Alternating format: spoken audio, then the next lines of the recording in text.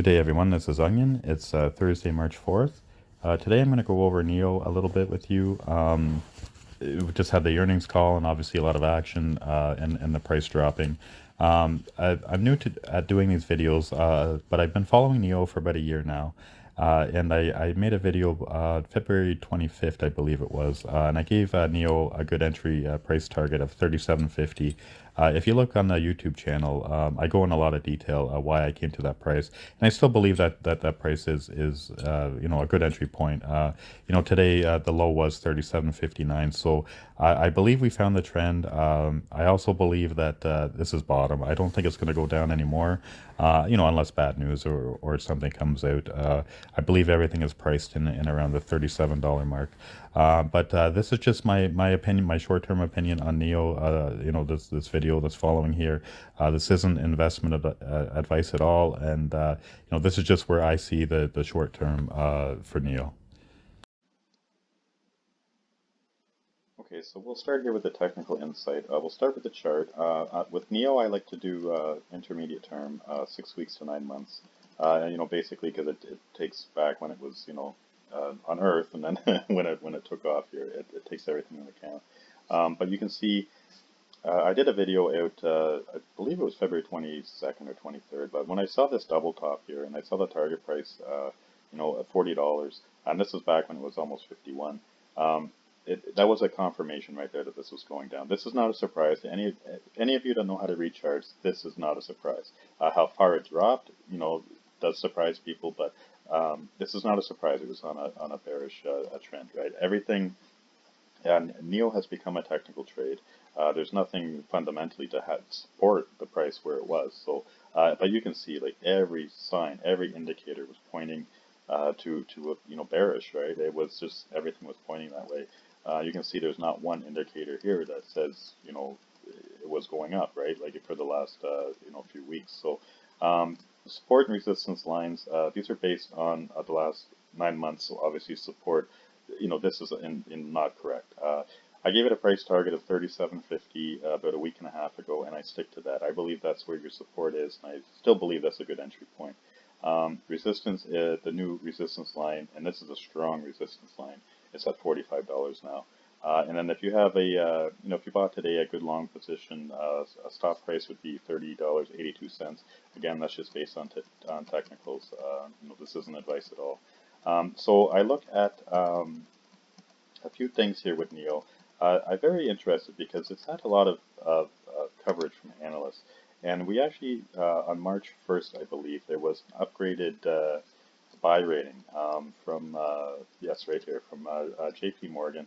And you can see, other than that, they're, really, the analysts have all been pretty much the same here, the same ratings. They still have an average price target of $68.26. So what I like to do, and this is just what I do, and some people don't, go this far into it, but I like to see what the analysts are holding. And it just tells me a little bit story. You can use this information how you like, but JP Morgan's upgraded March 1st by rating for $70. This was after they actually reduced their float by almost 80%. They went from 10 million shares to 2.7 million, and then they gave it a buy rating of $70. The other one that kind of stuck out to me, and that's not an abnormal thing, and I'm not saying anything bad about it, but that's just things that stick out to me.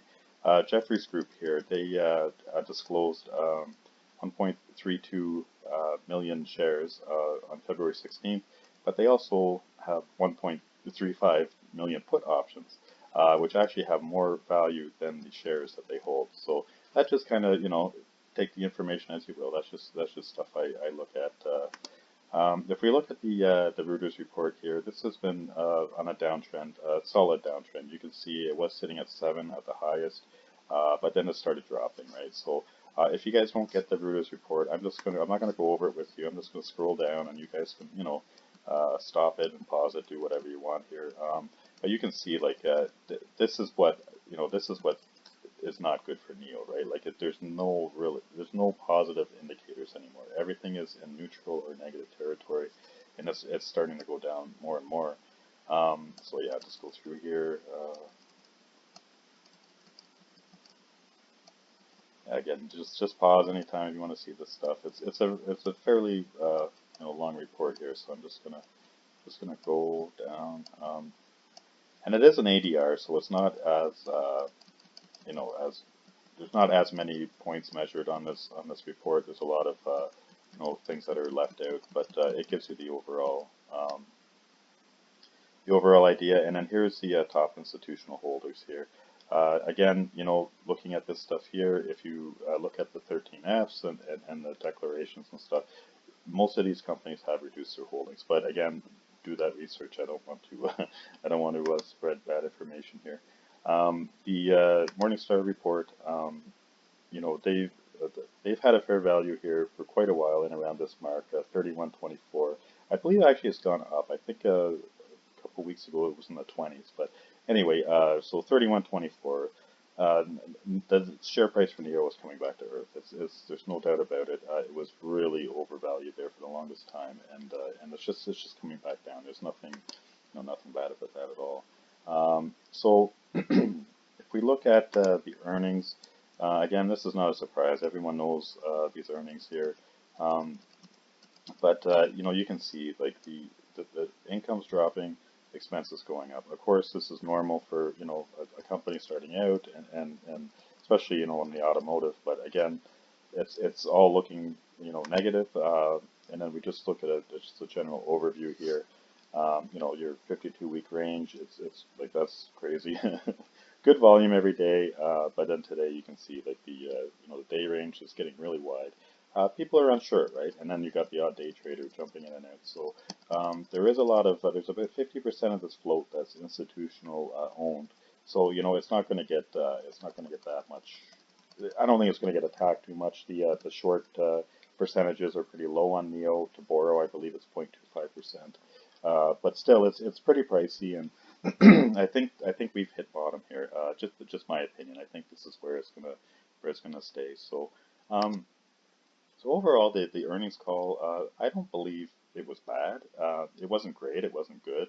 But it wasn't bad, right? Like it's 14 cent loss on 1.2 billion in revenue. The gross margin improved, the cash balance improved, like they got 6.5 billion on hand. Q4 deliveries were up. January sales were, pretty solid, over 7,000. February was only 5,500, but they were shut down for 1 week, right, for their holiday. And the forecast, 20 to 20, around 20,000 vehicles in Q1, but 1.3 billion dollars.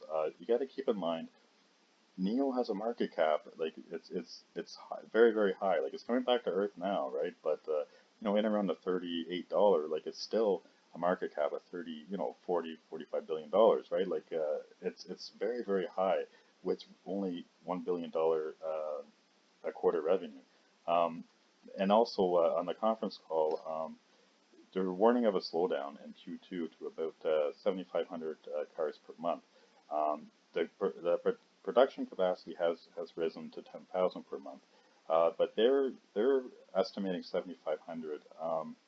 I'm not sure about that. There's a big chip and battery shortage right now. If this continues, NIO sales are going to really, really drop. And also Volkswagen is going into China soon with cheaper cars. So, they're going to have more competition.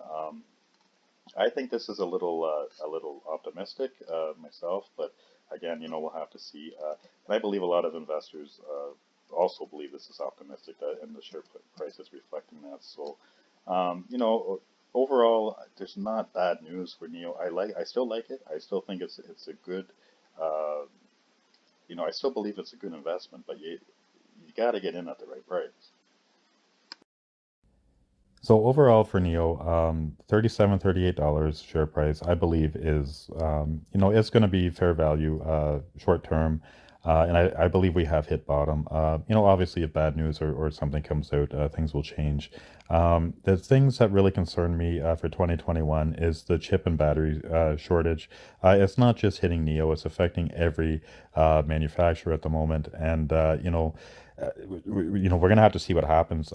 All the EV companies are dropping. Everything's coming back to earth because the whole sector was extremely overvalued. Now, now these companies are going to have to prove their valuations, and they can't at the moment. So we're going to have to see what happens. North America is going to be NIO's big step. There's a lot of competition going into China, and with this chip shortage and production is slowing. It gives these newer companies and these companies that want to expand, it gives them the opportunity to do it, fairly easily. They can get into markets and, because nobody's making cars, right? So they can start moving into markets strategically. And, this year is going to be interesting. A lot of projections are out for 2023, 2025, but I believe this is the year that's going to tell the story for electric vehicles. It's the future. I like them. I really do. I think they're great.